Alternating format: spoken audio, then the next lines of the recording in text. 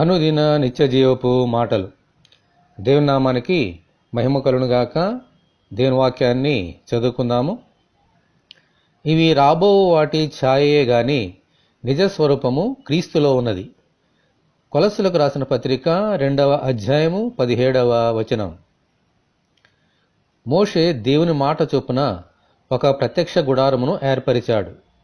అయితే ఆ గుడారం యొక్క నిజస్వరూపము పరలోకమందున్నది.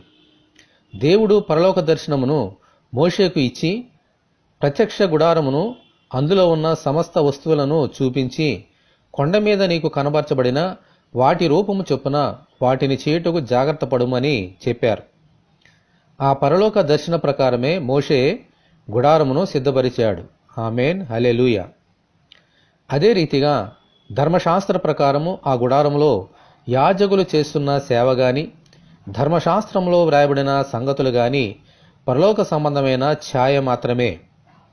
అందుచేత ఈ లోకంలో ఉన్న గుడారము గాని, దేవుని మందిరములు గాని, అందులోని సేవ గాని, మన కొరకు ఏర్పాటు చేయబడిన పరలోక స్వాస్థ్యము గాని, ఇవన్నీ మన ప్రభు అయిన యేసుక్రీస్తులో నిజస్వరూపముగా ఉన్నవి.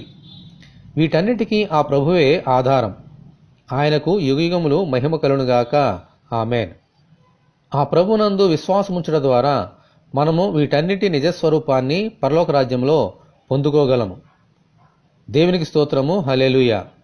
ఇటువంటి కృప కొరకు మనమందరము దేవుని ప్రార్థన చేసుకుందాము. మా నిరీక్షణకు నిజస్వరూపమైన ప్రభువా, మీకు వందనములు.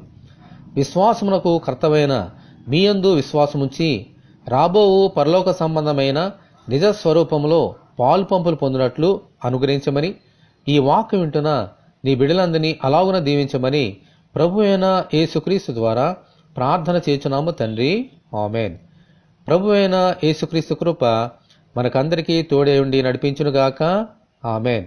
పరిశుద్ధ దేవుని మందిరం.